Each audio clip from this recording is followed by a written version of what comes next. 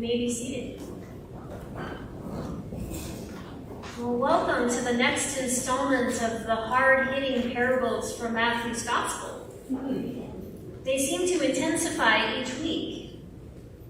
As was pointed out last week, each of these parables of Jesus addresses how this new community of believers called the church will live together and act as a community of faith. Last week was all about forgiveness, how God offers us forgiveness and how we offer forgiveness to ourselves and to others. And the week before dealt with how to address conflict and reconciliation within the community of the faithful. And this week, it seems, we're talking about God's generosity to all of God's people. And yet, let's be honest, we're also talking about our work, the inclusion and the value of our work as God's people for the building up of God's kingdom. I have to say that whenever I hear this parable of Jesus, I initially resonate most strongly with the vineyard workers who spend all day in the vineyard and yet are paid the same as those who only worked 1 hour. It is equal pay for unequal work, which is totally not the way our world's actual labor economy, for better or for worse, actually works. And so it feels deeply surprising.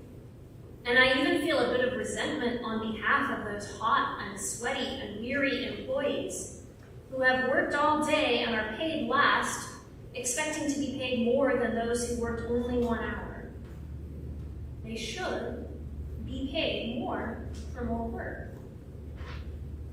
And yet, when I think about those vineyard workers who were unable to get work until the last hour of the day, imagine how earth-shatteringly wonderful the vineyard owner's act of generosity actually means for them and for their families. For these other workers who are, as today's gospel says, standing idle in the marketplace, a better translation of the original Greek is that they were actually standing in the marketplace without work, which is to say not that they were standing idle because they were lazy or didn't want to work, but instead because there was no work to be had. In today's gospel, the agreed upon wage for the full day's laborers is 1 denarius, which in Jesus' time would have been enough to feed a family for perhaps 3 or 4 days. For those who could not find work or were not hired at the start of the day, imagine how that would have felt as the day goes on, knowing more and more painfully that your family will go hungry for the next half a week. And then suddenly and completely unexpectedly, the last hired workers have not only work, but also food security for those they love, at least for a while. And then I think, oh my gosh, the vineyard owner does a wonderful thing. Those workers should be paid fully for whatever work they do. Which again, is totally not the way the world's labor economy actually works. So is the vineyard owner a union buster who deliberately sets laborers against one another? Or is this parable about economic relations and the obligation of the well-resourced to provide opportunities and access for others? Or is it a defense of Jesus' acceptance of religious outsiders who have newly responded to his mission and message? Or is it, particularly in Matthew's context, about the full inclusion of Gentiles in the life of faith, even though they arrived late to God's salvation offered to Israel? These are all various ways that this parable has been and can be interpreted. But at the very heart of it, we do know, based on what the parable tells us, that in God's economy, 2 things are true at the same time. All work has value, and all laborers are valued in God's kingdom in ways that are life-giving and generous, and absolutely shocking to those of us who also operate in the world's economy. Now, I'm not an economist, but even though it's a tired and overused metaphor, we often think of and talk about access to resources or worth whether it's power or money, as a pie. And in this metaphor, there is only one pie, which is to say that there are limited resources, limited access available. And so when someone gets a bigger slice of the pie, someone else gets a smaller one. So the most equitable thing to do is to give everyone an equal-sized piece of the pie. But even if you do that, anyone new to the pie party won't get a piece of pie. Or whenever you try to include more people, the pieces will get smaller and smaller in ways that are unsustainable. And so we assign value to the pieces of pie. People who work harder deserve bigger slices, for example. But when one person gets a bigger slice, there's less pie for others. And so competition increases, and access to resources decreases, and on it goes. I grossly oversimplified this, but I feel like the pie metaphor is the predominant paradigm and image of how a free economy works.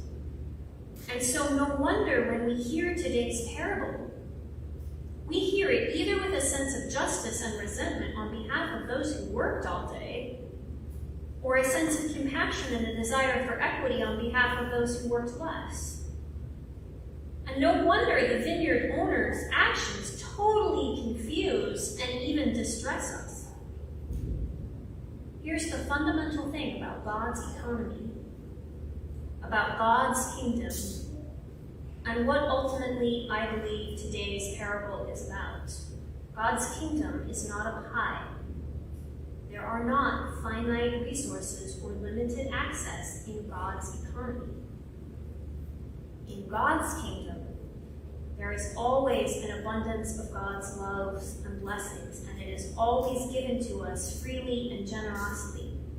We can't earn these loves and this blessing, but we don't have to. They are ours because of who we are as God's beloved people. And because God's love is not a pie, there's no limit. No one is ever excluded from God's economy. Everyone is loved. Everyone has value and worth simply because of who you are, not because of how much work you do or do not do, what work you do, how well you do it, or how long you've done it.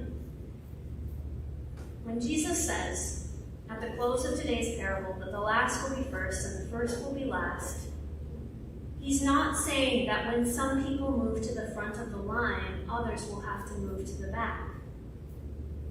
If we think about this in the church system, those who have been members the longest don't actually receive more of God's love. That's not the way God's love works. We all receive God's love abundantly and for the building up of God's kingdom. Jesus is saying that God's economy is ordered in a way that runs totally counter to the economy of the world, and that God's kingdom and the coming of God's kingdom is going to shake things up. God's economy is going to surprise us. It will turn things on their head and confuse us, because this way of God's love is a way where all work has value and all laborers are valued for the building up of the world and all of God's people.